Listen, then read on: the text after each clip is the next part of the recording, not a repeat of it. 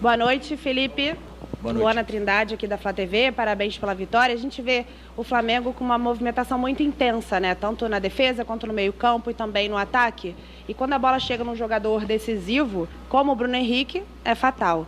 Sei que você prefere falar sobre o coletivo, mas queria que você destacasse um pouquinho essa qualidade do Bruno Henrique, né? De ser decisivo. Como é ter um Bruno Henrique no ataque? Qual a importância desse jogador para você?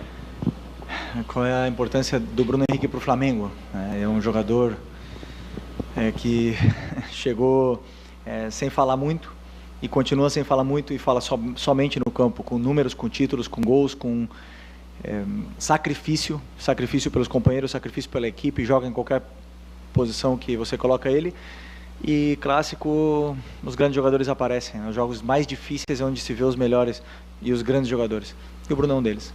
Então, para mim, eu que fui companheiro dele, fácil falar, mas a história, ela está aí, diante dos nossos olhos, e é um prazer acompanhar de perto um jogador que continua fazendo história, independente aonde joga, com a idade que joga, quanto joga. Ele é muito especial. Felipe. Oi. Felipe, Letícia Marques, do GE. Foi um jogo muito diferente em relação ao último clássico, né, entre as equipes, então foi um jogo muito diferente do primeiro para o segundo tempo. Queria que você pudesse falar com essa conversa no vestiário para o Flamengo voltar com uma mudança de postura e até de intensidade na segunda, por favor. Não, o problema são as expectativas, né, que se geram e se criam, e todo mundo espera que o Flamengo vai para o campo artificial e vai performar da mesma forma que performa sempre, que vai ser sempre 5-0, e isso aqui não condiz com a realidade, né, do futebol de alto rendimento, a elite do futebol. Não é verdade, não é assim. O raro e o estranho do futebol é o que aconteceu no primeiro tempo do Maracanã, né, o Flamengo tão superior. Então nós temos que entender que no Vasco joga Coutinho, e joga Vegete, jogadores grandes, e que também jogam, e que também pressionam, e que também sabem não perder a bola e nos colocam em dificuldades. Então as expectativas é sempre de fora, mas nunca afeta dentro, e isso o meu grupo de jogadores sabe muito bem. Continuam com ambição e com humildade para poder continuar em busca de melhorar e evoluir cada dia.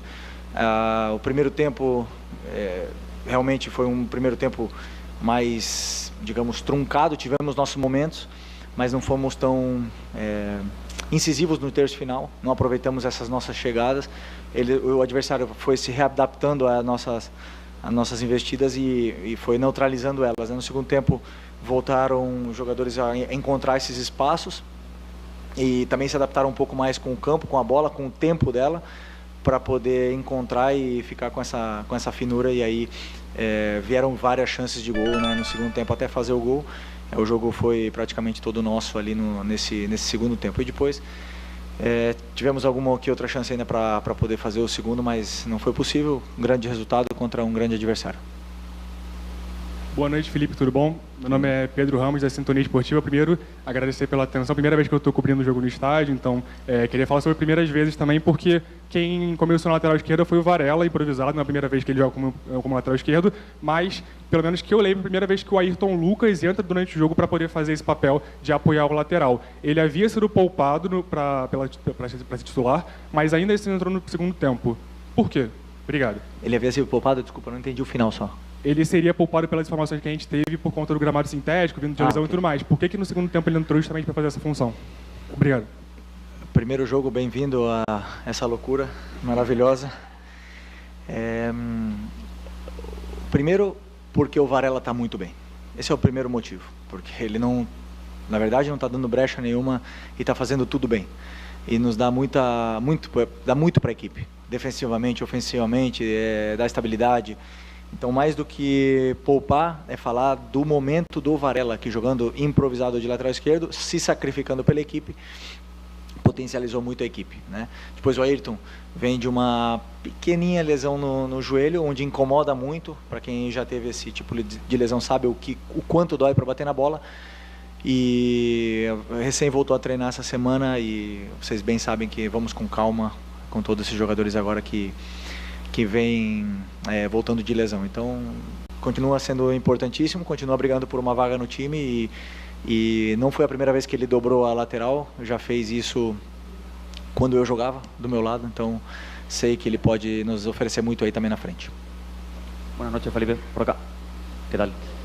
Te quería preguntar por Eric Pulgar dos cosas. Primero, tu evaluación del partido de hoy por parte de Eric. Y segundo, cuando él juega con Everton Araujo, van alternando en la posición. Hoy le tocó ser un poco más un volante más protector de Gerson y de Georgian.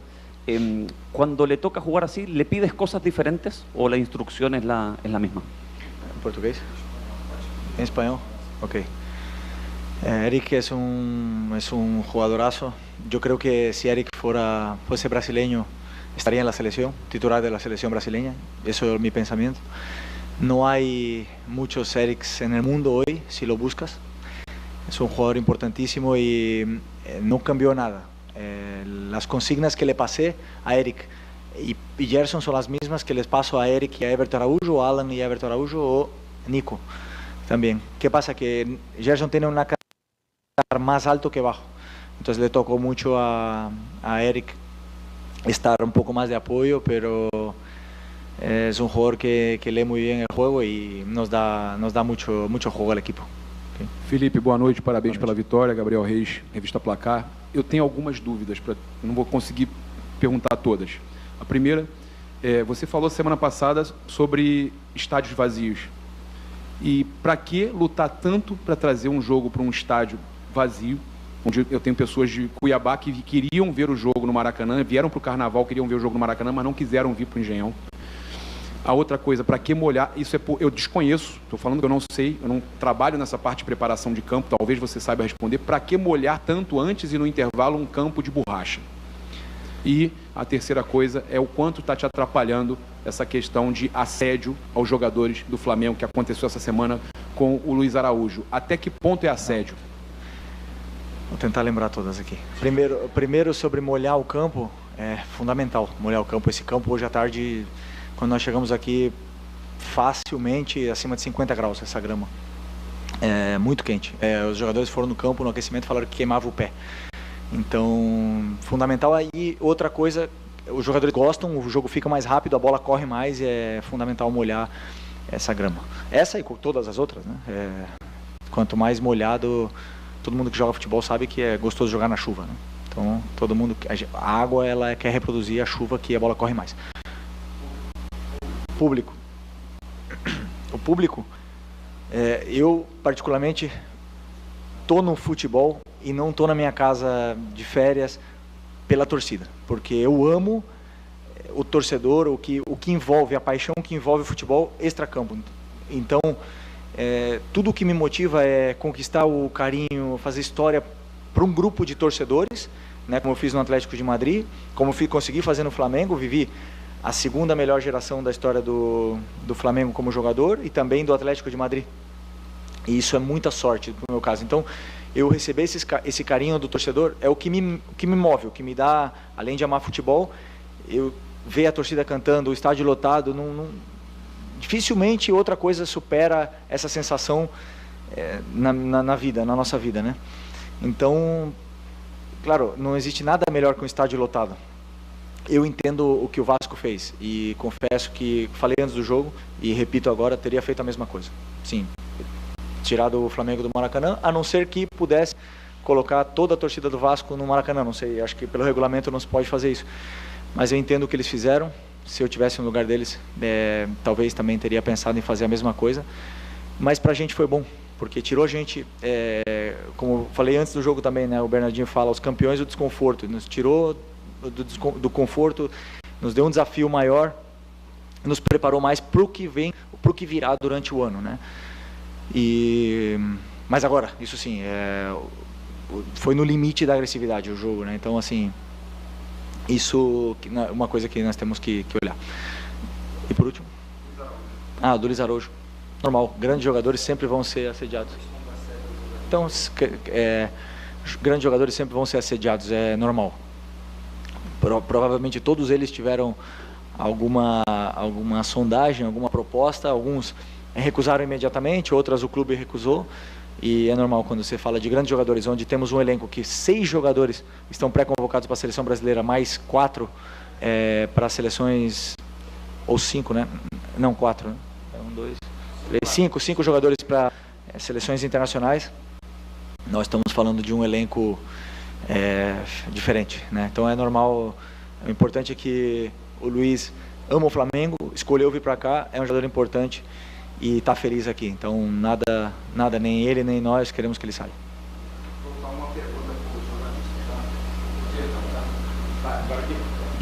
Boa noite, Felipe. Léo José, do Coluna do Fla.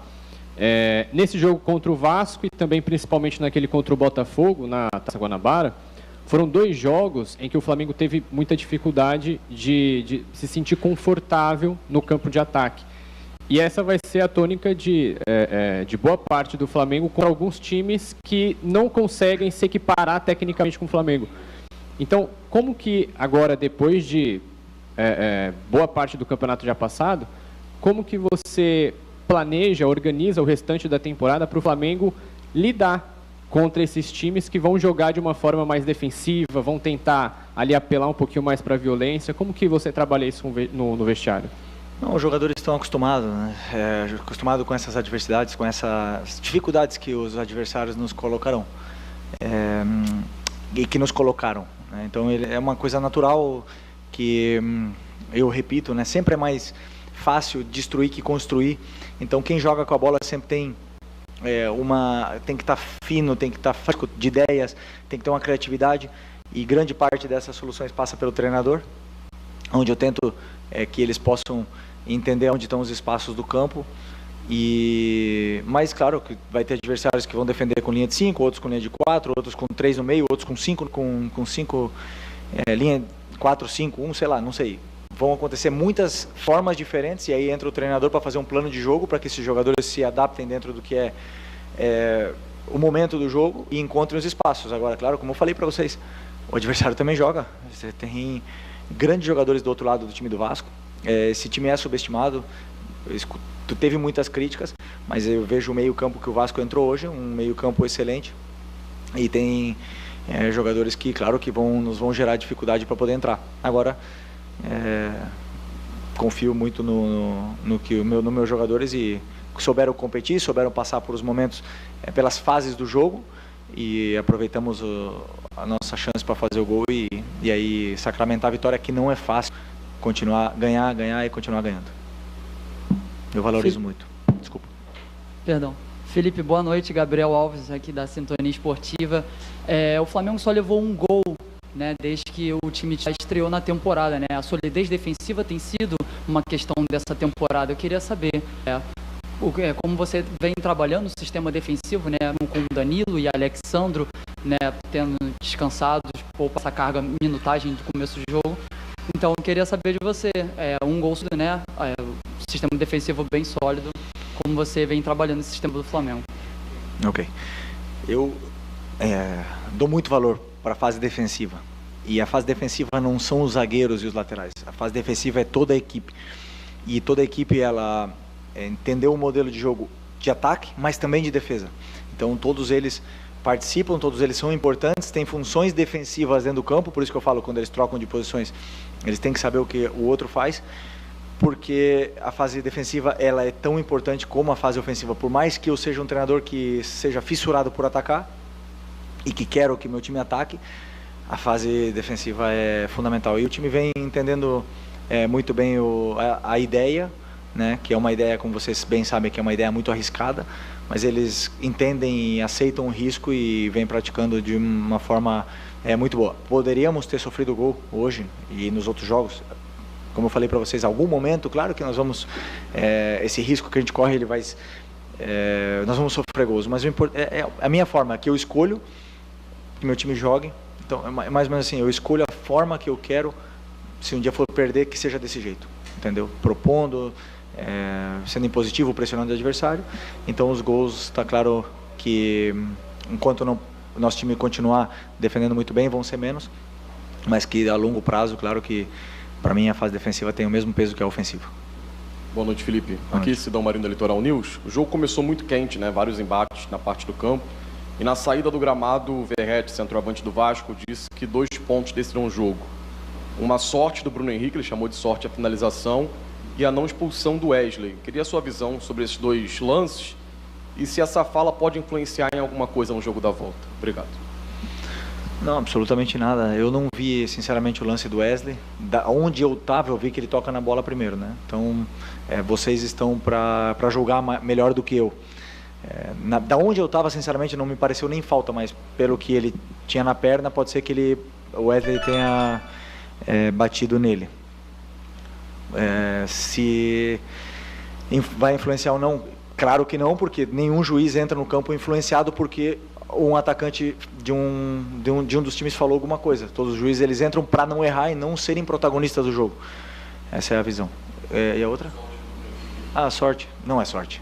Trabalha muito. Muito, muito. O Bruno trabalha muito. O Bruno trabalha muito, pessoal. Muito. Nada é por acaso. Nada é por acaso. Felipe, aqui. Boa noite, parabéns pela vitória, por mais uma vitória. Você tem feito a rodagem do elenco nesse início de temporada.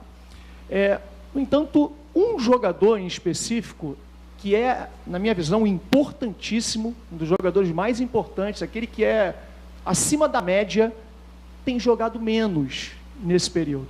Não por esse corte no pé que aconteceu recentemente, mas num todo. O que acontece com o Nico Dela Cruz? Ele teve algum problema físico nesse início de temporada? Vocês estão preparando ele para o momento certo? Enfim, tem alguma coisa envolvendo o porquê o Nico Dela Cruz jogou menos do que os outros jogadores nesse início? Teve um corte no pé. Com um corte no pé, ele não conseguia vestir chuteira e nem o tênis. Se um jogador não consegue colocar um tênis ou colocar uma chuteira, ele não pode correr. Se ele não corre, ele descondiciona. E aí, quando ele volta a treinar, quando a cicatriz do pé já permite ele fazer algumas coisas, ele precisa se readaptar novamente aos treinamentos. Toda essa parte foi um processo. Nada. Agora, não, como eu falei para vocês, o campo artificial, existem alguns jogadores que precisam de certos cuidados com as articulações. O Nico é um deles. Se o Nico hoje nesse campo artificial não fosse artificial, o Nico jogaria. Mas como foi artificial, eu não coloquei ele. Não ia colocar o Luiz Araújo também, que também teve um problema no joelho, mas precisei colocar ele. Aí tive que deixar ele 60 minutos. Mas não teria colocado também, né? Então, alguns eu posso ir gestionando melhor, outros não. Mas o importante é que todos eles estejam disponíveis quando a nossa equipe mais precisar, que quando vamos entrar numa sequência de jogos. Quarta, domingo. O Nico, como eu falei, ele poderia ter jogado porque o próximo jogo é só no sábado. Então ele tem tempo para recuperar, ele tem tempo para se readaptar. Mas tomei uma decisão minha, única, exclusivamente minha, de não colocar ele porque pensando, daqui uns anos ele vai me agradecer com o joelho dele. É isso. Já passei por isso. Felipe aqui, boa noite. Marcos Martins do canal da KCRN, parabéns pela vitória. Você mesmo comentou sobre a diferença, né, do primeiro para o segundo tempo, em relação às dificuldades do Flamengo. E nós temos deu para perceber uma mudança tática específica. Você inicia o jogo com o Luiz Araújo pelo lado esquerdo, Plata do lado direito. No segundo tempo isso modifica, Plata começa a jogar mais pelo lado esquerdo, Luiz Araújo pelo lado direito.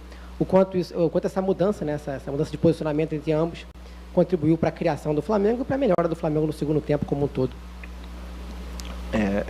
Eu sabia que o Luiz estava sendo sacrificado, né, na ponta esquerda, no lado esquerdo, que não é a melhor posição dele, mas ele fez muito bem, faz muito bem essa posição, já foi importante até mesmo com o Tite nessa posição, eu já vi um jogador que faz gols, que chuta bem, e é a perna natural dele para ele cruzar e fazer gols. Só que, como perna natural, gera menos desequilíbrios num contra um. E aí eu também não estava sentindo o Plata tão desequilibrante naquele lado, resolvi trocar no segundo tempo, aproveitei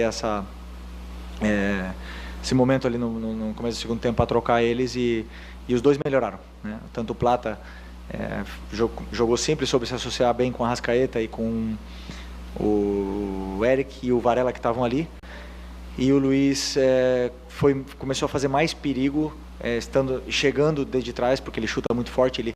O Luiz ele tem sensação sempre, ele nos dá a sensação sempre de que ele vai fazer gol, ele vai dar uma assistência, porque ele é um jogador com números, é um jogador perigoso. Então, deu certo essa troca, mas claro que sempre o bom do nosso elenco é isso, que eu sei que tem jogadores que podem jogar em várias posições. O Luiz pode jogar por dentro, pode jogar aberto, o Plata também pode jogar dentro, pode jogar aberto, até mesmo o Bruno poderia jogar ali e o Plata de atacante. Então tudo isso é porque o nosso elenco é muito completo. Oi, Felipe, Sérgio Lobo. O Flamengo já entrou nessa semifinal com a vantagem de poder jogar por 2 resultados iguais, né? 2 empates ou uma vitória ou uma derrota, pelo mesma diferença. Eu queria saber, com essa vantagem hoje, qual é o tamanho dela na sua cabeça? O que você vai ter uma semana, né? Vai ter a folga e tudo, mas uma semana de preparação para o segundo jogo. O Flamengo já está com uma vantagem que ela ficou maior. O Vasco tem um jogo da Copa do Brasil no meio da semana, quer dizer, não vai ter um foco direto no jogo de sábado. Queria saber qual a vantagem na sua cabeça para o grupo, visando para chegar na decisão do campeonato. Nenhuma vantagem. Sempre preparo uma semana pensando em ganhar do adversário que vem para o final de semana. Nunca vou falar para os jogadores, nós estamos com uma vantagem, não vamos atacar ou vamos mudar a nossa forma de jogar. Ao contrário, começo a semana como sempre, corrigindo e trabalhando em cima do nosso modelo, e mais perto do jogo começamos a trabalhar o plano de jogo em cima do que vai fazer o adversário. Então,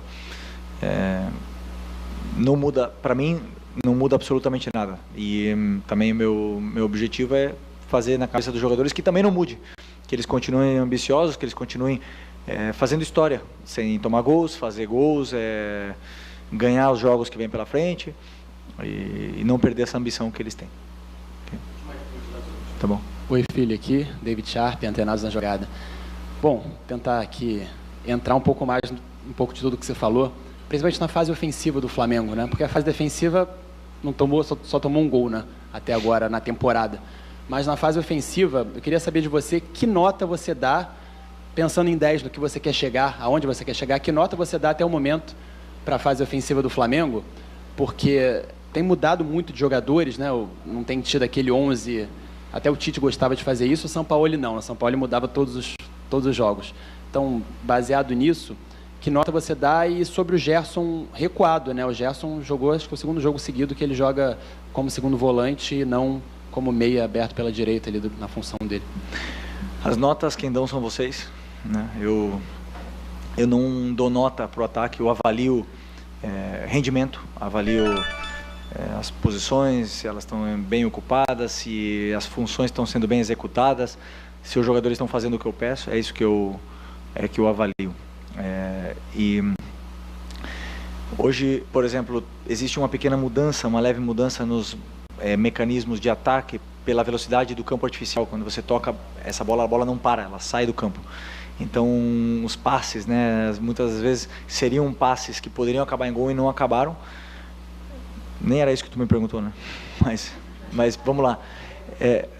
Mas eu avalio o movimento que está sendo feito, eu avalio a relação socioafetiva entre os jogadores, essa química que eles têm e as relações de distância. É isso que eu avalio. A nota deles, tem dias que eles vão estar melhor, tem dias que eles vão estar pior, tem dias que o Luiz Araújo vai acertar um chute na gaveta de 30 metros, tem dias que ele vai chutar a bola para fora, tem dia que o Bruno vai chutar e vão chamar sorte, né? E tem dias que ele vai fazer um gol de cabeça e é assim. Mas são jogadores muito determinantes de ataque, muito determinantes. E ainda tem Pedro, tem Juninho, tem Cebola, tem Michael. Então são jogadores que fazem a diferença, entendeu? Independente de quem jogue. Já jogamos sem o Arrasca, jogamos com o Arrasca, já jogamos com o Gerson de 10, já jogamos o Gerson na meia. Agora, respondendo a tua pergunta sobre o Gerson, pode jogar em todas essas posições. Ele se autodenomina o Coringa do Flamengo e ele pode fazer todas elas e muito bem, né? E essa função que eu jogo hoje, eu quis reunir muitos jogadores ofensivos no time para tentar furar essa defesa que defende muito bem, do Vasco, do Carille, e decidi botar o Gerson de volante e botar 4 jogadores de ataque na frente. E com isso eu ajudei o Dorival, que é ali onde ele joga na seleção. Ok. Felipe, boa noite.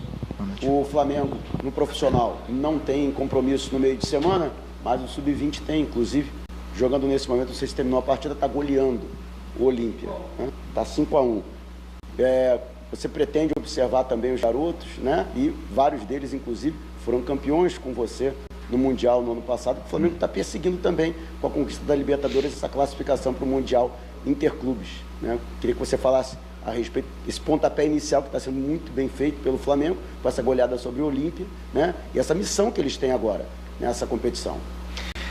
Estou feliz porque eu não sabia do resultado, porque eu tirei 2 jogadores, né, dessa lista, que foi o Iago e o Wallace. E vocês viram, e eu fico muito feliz quando eu falo disso, desses meninos, do Wallace, por exemplo, que foi um cara que eu, no Sub-20, caramba, a gente teve muito debate, eu e ele. E ele evoluiu demais, ele cresceu muito, e eu ver ele entrando e dando a vida do jeito que ele deu e ajudando tanto a equipe me realiza, entendeu? Eu tenho muito carinho por esses meninos. O Sub-17 que eu treinei, esses meninos do Sub-17 talvez seja o meu primeiro amor, porque foi a primeira vez que eu fui treinador, eu tinha um carinho muito especial com eles. Todos eles agora estão vindo, treinando comigo e estão jogando. Alguns vieram para o jogo hoje. O Wanderson e o Lucas vieram para o jogo, o Léo Nanete treina comigo toda semana, então é muito legal tudo isso que eu estou vivendo, né? Com esses meninos que agora vêm subindo.